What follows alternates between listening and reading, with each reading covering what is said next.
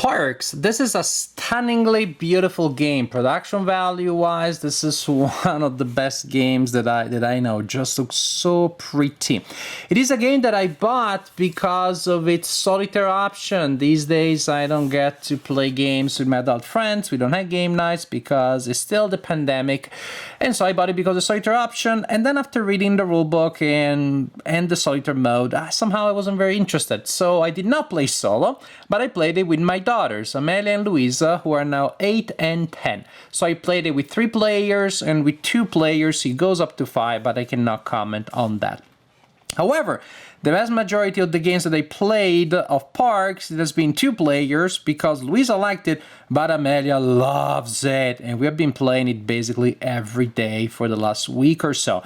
And that's great. So I'll comment mainly on this game as a 2-player game, and I've seen discussions online, but does it really work that way? We find it's fantastic. We really love it, and I guess you already heard part of my conclusions right there. Parks. We're gonna go around the parks and visit them. Each player has 2 little travelers here, and you'll move along this track here. As you land on a space, you collect the corresponding resources. You're collecting resources, so then later at the end of the trail, you can, or when you have game effects that allow you to, you can collect those parks, the park cards based on the symbols there. So for example, to go to the Volcanic National Park, I will need 2 trees, 3 sunlight, and a water. I exchange those. When it's the time to do so, I take that card and it will be worth 4 points at the end of the game. There are other ways of scoring points, but ultimately this is the main idea of the game. You collect resources to go to those parks. You also collect game effects that will give you discounts and will allow you to go to the parks for less or acquire more resources for less, trade resources, etc, etc, etc. The game lasts 4 rounds. Each round is called a season, so 4 seasons, that makes sense. And the seasons are over. Season is over when all of the trekkers here, all the trekkies, all the people, all of the visitors have reached the final space. At that point, you remove the starting and end space. You shuffle these tiles together with another tile, a random tile from this pile here. So that means that the second season will be slightly longer, third and fourth season longer still, and also huge variety because you will have different tiles in different games, and just the different order in which they appear will change things quite dramatically. Another thing that changes is some extra resources and some extra rules. At the beginning of each season, you draw a card from that deck and will tell you which extra sunlight and water tokens you're gonna play. So for example here, I will simply form that pattern starting from the left. Sunlight, water, sunlight, water. If it was this one, it would be 1 water, 2 sunlight, 1 water, 2 sunlight, and so on and so forth. Each of these cards also tells us about an extra region,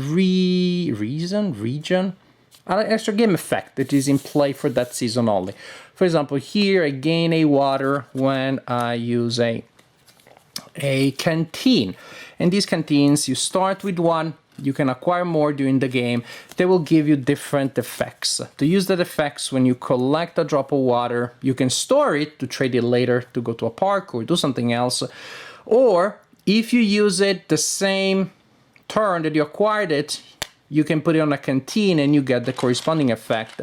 In this case, it would be, I can get 2 sunlight if I put it there. I can get a tree if I place it there, and so on and so forth. So, the general idea, we start the season here, and there are weather tokens there, just like that. And then players will alternate moving one of their fine fellows here. You can move any distance towards the final space, including on the final space, but you only move in one direction. And after you move, and you land, you gain the corresponding weather token, if there's still one there, plus the effect indicated there, which in this case would be I acquire a mountain. When you move, you cannot land on a space that is already occupied by another figurine, even your own. As purple, I cannot land there. However, you have a campfire token, so once per season you can spend it, and you flip it this way to indicate that you spend it, to land in a space occupied by another miniature, and so you can acquire the corresponding advantage. As you can see, the first season is about collecting stuff mainly, but later you may have different effects. For example, landing here allows me to trade a token for another token, say mountain for sunlight, sunlight for forest, or whatever it is, twice. Does not apply to wildlife tokens because the wildlife tokens are super cool. Incidentally, they're all different. I have to show you, this is so cool. They're so different, but they all have the same effect, which is they're wild. Isn't that? That has to be one of the best puns in games that I've ever heard. Wildlife tokens are wild tokens, and they can replace any other token. So cool.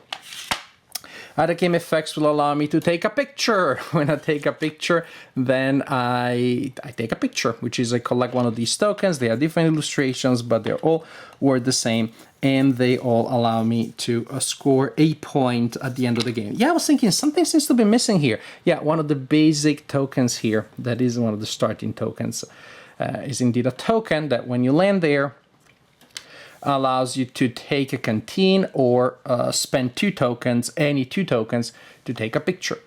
So when all is said and done, there will be a sad moment where we need to leave to reach the final token there, the final destination. And there are 3 areas in which you can land. You can land in this area here, in which case, if you're the first player to get there, you will collect the first player's token, which is also worth 1 point at the end of the game. And you get to reserve, not to buy yet, to reserve a card that you will be able to buy later, but no one else can buy.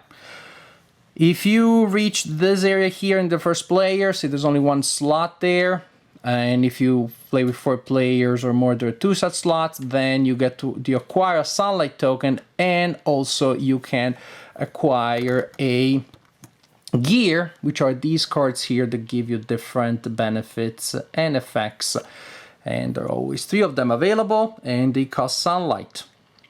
If you land on the space here instead at the end of your journey, then you can acquire a park, and so you do so. If you have the correct tokens, you discard them and you acquire the park.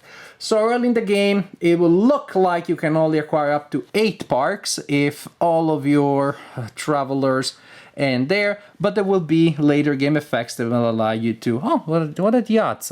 What a coincidence this card is here.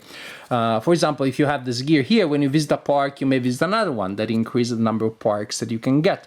One of the tiles that you may add here, but may not be there every game, will allow you to also visit extra parks if you land on it and you choose that action, or you can choose to buy a gear instead.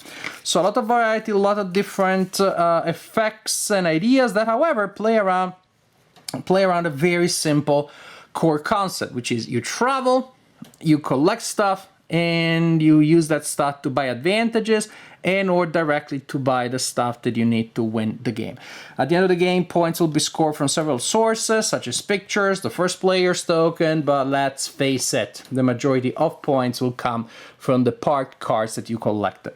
Play through 4 seasons. The player with the highest score at the end of the 4th season wins the game. I've seen comparisons online between Parks and Tokaido or the games that have the mechanics that the last token moves, the last player goes next. I don't see that as particularly strong. It didn't remind me of Tokaido as I was playing it. Actually reminded me a lot more of Splendor or Century. Because here you have 2 tokens, and that's huge because you don't have to move the last one. You can choose to keep one in the back as the other one moves more, and then that one moves for a while, waiting for other people to get the heck out of there from the spaces that they want to occupy. So there's just more freedom there in the way that you can handle your tokens. And again, to me, a stronger comparison is we are collecting stuff to meet the requirements of certain cards or certain resources that we're buying next. It feels more like Splendor with more of a spatial element to it. And the fact that you had 2 tokens and you choose which one goes, it's pretty huge. It's pretty huge, especially because at the beginning of the game the track is so small, so you have more strategy there that you can still implement as the track increases and you have more options. The range of possibilities becomes more intricate, and that is interesting also because the game becomes more, well, the choices in the game become more momentous, and that's something that is also very important. So the game doesn't feel like doing the same thing 4 times, but there is an increase in scope, in magnitude, in the stakes that are raised. So that is all good and fun. Production value, as I said, production values, this has to be one of the most beautiful games that I own. The art on those tarot-sized cards representing the parks is stunning. Each has a different illustration, just amazing. The tokens, the wooden tokens, the color, at first I was like, they were kind of like, skimpy a little bit, trying to save on color. There isn't much on these things, but actually it makes sense. It feels more natural. It feels closer to nature. All of these little touches, all these little elements are really remarkable. The components fit in the box in a way that's almost like a 3-dimensional puzzle, but everything is nice and tight. You don't have to use little baggies. And yes, there are several games that try to achieve that with the dividers inside the box, and they don't necessarily succeed at that, and they still need to use baggies or everything starts flying around. Here, everything is where it should be once you put it in the box and also when you retrieve the box.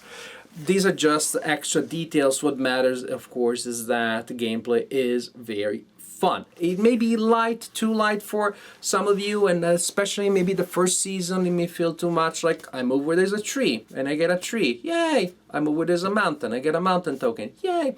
I see the first season may feel a little bit anticlimactic, but it's the first season. Why are you waiting for a climax there? Why are you expecting a climax there? It's the build-up season. Later, as people collect canteens, there are more effects that they can activate, so a drop of water is not always a drop of water because you can activate different effects. You can get gear, and you choose which gear you get, and then other things happen there. You have a lot of interesting interactions, even indirect interaction. I'm going to get into space, not just because I want it, but because it annoys the whatever out of you, because I know you want that. Ooh, that park that you really want, and you build up that nice pool of resources. Be a pity something happened to it. Booyah, I reserve it. So, as the game progresses, it becomes more interesting because of more options that you have and because of more interactions as you try to get to places before other people do, occupy spaces before other people do, reserve or just buy cards before they buy them. So there are a lot of interesting things, but I see how the game starts a little slow, but starting from season 2, I would almost say, yes, season 1 sometimes does feel like extended setup almost, but from season 2, the interactions and the options to me are very interesting.